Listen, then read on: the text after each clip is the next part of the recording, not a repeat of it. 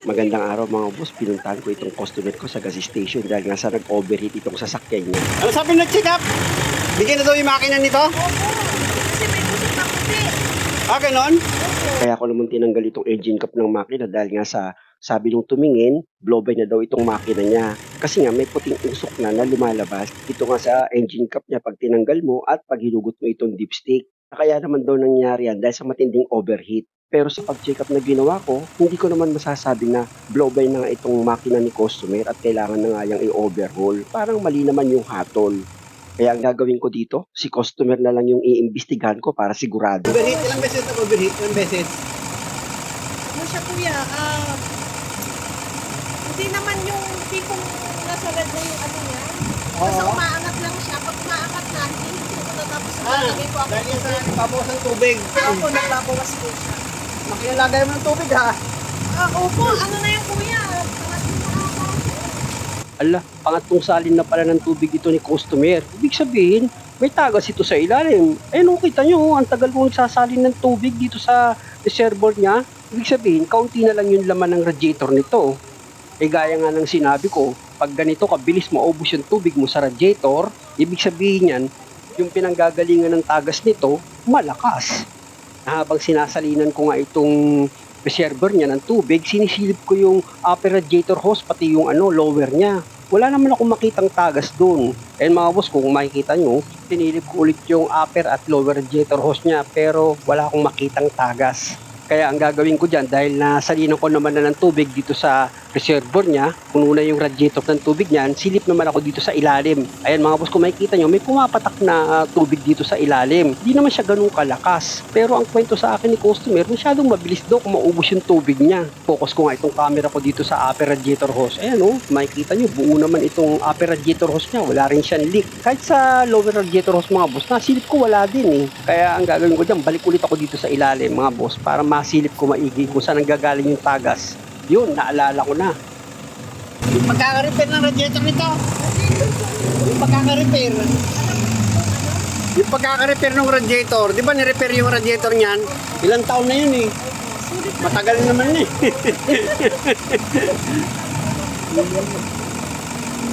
Pero hindi naman ganun kamahal yung radiator nito. Oo, mahal na bili ko kuya.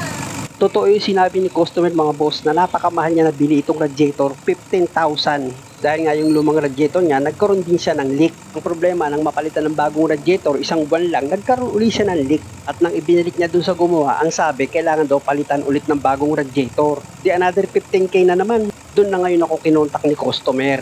Dahil bago pa itong radiator niya, pina-repair ko yan mga boss, pinadikitan ko lang. After ata nun ng pandemic, kita nyo 2026 na ngayon. Ngayon lang siya bumigay. Balik muna ako sa trabaho mga boss dahil nga sa nakikitaan ko na may tumatalsik na tubig dito sa reservoir niya. Iniisip ko baka mamaya nagkaroon ng singaw dito sa reservoir sa gilid niya eh. Kaya hahanginan ko ito. Kasi yung pumapatak dito sa ilalim ng radiator mga boss, hindi pa ako kumbinsido dahil mahina lang yung patak eh. Kaya ang kwento nga sa akin ni customer, mabilis daw ito magbawas ng tubig. Kaya nga pumasok sa isip ko na pwedeng dalawa yung pinanggagalingan ng leak ng tubig. Kaya mabilis nga maubos yung tubig niya dito sa radiator. Kaya nga kung makikita nyo, pati itong reservoir niya, hinahanginan ko yan para ma-check ko kung magkakaroon siya ng leak ng tubig. Kasi nga mga boss, naka-encounter na rin ako na sa sobrang overheat, itong coolant reservoir, bumibigay din yan. Kaya nga after ko mahanginan yan para patuyuin, hayaan ko lang na naka-idle itong makina ni customer para pag nagkaroon siya ng pressure, makikita ko kung magkakaroon siya ng leak ng tubig dito sa coolant reservoir niya. After 10 minutes nga, wala naman ako nakitang leak ng tubig dito sa reservoir ni customer. Kaya pa-switch off ko na itong makina. Pakipatay nga mo naman yung makina. Mahina naman yung patak ng tubig sa ilalim pero ang bilis magbawas ng tubig. Siguro nag-open yung thermostat nito. Na yung tubig nga dito sa radiator, pumasok dito sa loob ng makina. Pasensya muna kayo mga boss, minamalat ako. Punuin ko nga muna ng tubig itong reservoir niya. Alam niyo mga boss, dito kasi sa pag-check up na ginagawa ko, ayoko magkamali ng paggatol lalo na't yung nag-check up dito, sabi niya, wala na daw itong makina, bumigay na. Sige po, start. Palipas muna ako ng 5 minutes mga boss bago ko check upin dito sa ilalim para magkaroon na ito ng pressure para makasigurado ako na sa radiator nga lang talaga nang gagaling yung tagas ng tubig na nagiging dahilan nga ng pag-overheat ng makina ni customer. At ito na mga boss, after ng 5 minutes, iilalim na ulit ako dito sa sasakyan ni customer at dito nga sa radiator talaga yung problema na positibo na yung mga boss, dyan ang gagaling yung leak ng tubig. Radiator nga to, ma'am. Radiator talaga. Di ba, pakipatay ng makina.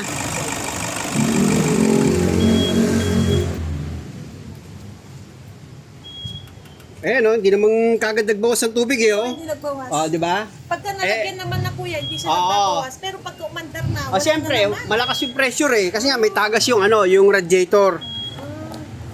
At dahil nga sa malapit lang naman ako dito, ipadala ko na kay customer itong sasakyan niya sa bahay. Sa pagtanggal ng radiator, unahin nyo munang tanggalin itong engine cover niya. Iangat nyo lang yan mga boss. Tapos gamit ka ng box thread sa number 12 para matanggal mo yung dalawang bolt dito sa holder ng steering fluid reservoir mo. Naka-bracket kasi yan dito sa ibabaw ng radiator. Kaya kailangan i-disconnect mo itong holder nga nitong steering fluid reservoir mo. Tapos gamit ka ng plier para mailihis mo nga itong dalawang clamp sa pagkakaipit niya dito sa upper radiator hose mo. After nyan, pwede mo na ngayon hugutin itong upper radiator hose mo. Unahin mong i-disconnect yan dito sa makina. Ayan mga boss, tanggal na. Tapos isunod mo naman dito sa radiator. Yan, itanggal na yung upper radiator hose mo. Tapos gamit ka ulit ng plier para mailis mo yung clamp dito sa coolant reservoir upper hose. Kailangan kasi mga boss, para hindi kayo mahirapan, ma-disconnect nyo itong mga nakaharang dito sa radiator. Kaya nito, dito sa coolant reservoir niya, meron lang naman tatanggalin ko dyan na 2 volt na number 10. Sa ibabaw isa, tapos dito sa gilid, ayan mga boss, yung tinatanggal ko, isa rin. O, di ba? Lapit ko muna itong camera mga boss. Dahil nga sa dito sa ilalim ng coolant reservoir, meron ka pa dyan tatanggalin na isang coolant hose para tuluyan mo ma-disconnect itong coolant reservoir. At para maluwag, tanggalin mo itong air filter housing niya. Total, meron lang naman niyang 2 volt na number 10 after mo nga matanggal itong filter cover niya. And mga boss, di ba? Natanggal ko na itong air filter cover, pati yung air filter niya. Tapos gamit ka na ngayon ng socket wrench sa number 10.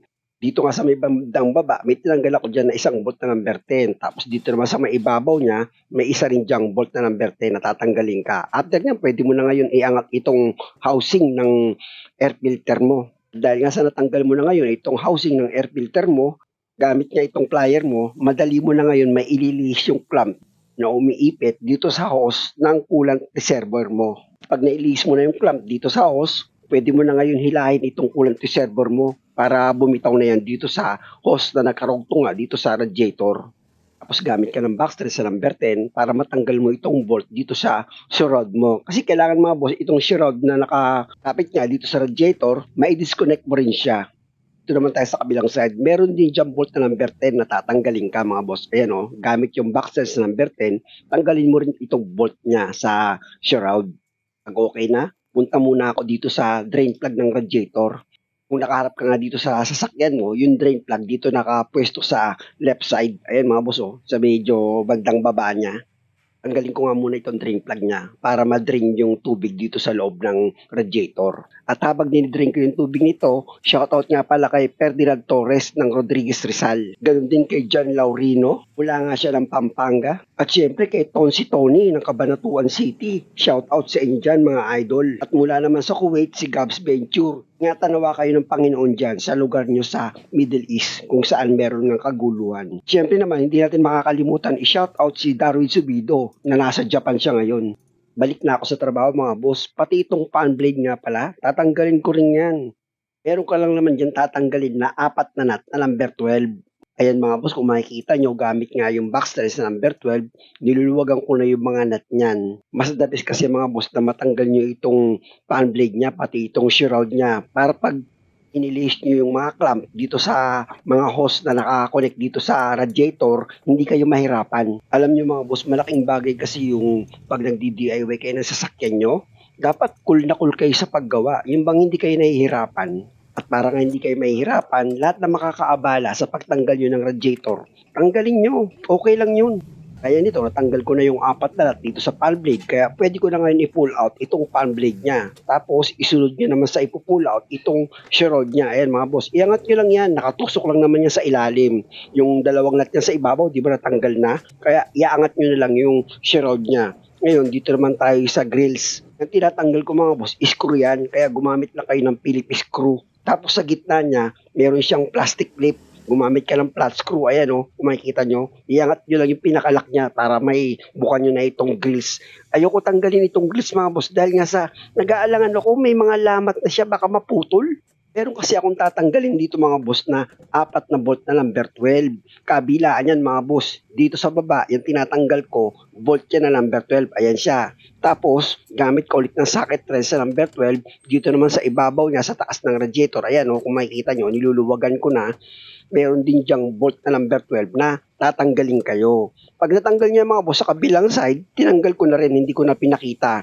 Dito naman ako sa cooler hose, meron siyang clamp. Kung makikita nyo, iniliis ko yan. Bali 2 yung hose na yan mga boss, isang supply at isang return galing sa transmission. Tandaan nyo mga boss, lahat ng mga hose meron siyang mga kanya-kanyang clamp. Ililiis nyo lang muna yon bago nyo hugutin isa-isa itong mga hose dito sa radiator. Pero kung ang diskarte nyo, bawat liis nyo ng clamp, tanggalin nyo na agad yung hose nya, pwede naman. At pag nailiis nyo na nga itong clamp sa pagkakaipit ka dito sa bawat hose, pag binulot nyo naman yung bawat hose na nakalagay dito sa radiator, hanggat maaari mga boss, ingatan nyo siya. Siyempre, para iwas gastos kayo. Nakukuha naman yan sa dahan-dahan or diplomasya sa pagtanggal. Pero pag binigla nyo yan, ang possible, maputol. Diyan napapasok ngayon yung sinasabi ko na gastos na yung kasunod. Kaya sa bawat paggawa na gagawin nyo or pag-DIY nyo sa sasakyan, dapat sasamahan nyo lagi siya ng pag-iingat. Ayan mga boss, kung makikita nyo, na-disconnect ka na yung 4 na hose dito sa radiator. Kaya pwede nyo na ngayon iangat itong radiator. Dahan-dahan. Kahit pa sabihin natin na papalitan mo na yan, nakadikit dyan yung condenser. Paano kung sumabit yan sa condenser tapos nabutas yung condenser? Di gastos na naman. Sabi nga walang kwenta yung pagtuturo kung hindi mo siya tinuruan kung paano naman mag-ingat. I-check ko na nga itong lumang radiator ni customer. Lagyan ko ng tubig yan. Dito kasi marami nagtatanong sa akin, wala naman daw tulo ng tubig sa ilalim niya pero nagbabawas ng tubig sa radiator. Ito mga boss, ganun siya. Lalagyan ko ng tubig yan pero walang tutulo na tubig dito sa radiator niya. Ganun ito mga boss dahil nga sa yung butas itong radiator, maliit lang. Kaya nga nung umaandar yung makina tapos binur lang siya, makikita nyo yung tulo ng radiator, patak-patak lang eh. Pero pag nasa biyahe na si customer, nako, magkakaroon na siya ngayon ng pressure na mangyayari habang nasa biyahe nga si customer, malakas yung sirit ng tapon ng tubig niya. Kaya mangyayari, mag-overheat na itong makina niya. Ayun mga boss, kung makikita nyo, tinitignan ko kung may patak na tubig, pero wala eh. Yan minsan yung reklamo ng ibang customer na wala naman daw leak sa radiator kasi walang tumutulo. May tutulo yan kapag may pressure na. May mga ganung pangyayari mga boss. Muli, dahil sa mahaba itong video mga boss, pakiabangan sa part 2 para malaman nyo kung bumigay na nga itong makina ni customer. At kung okay lang, pasubscribe na rin itong channel ko. Salamat!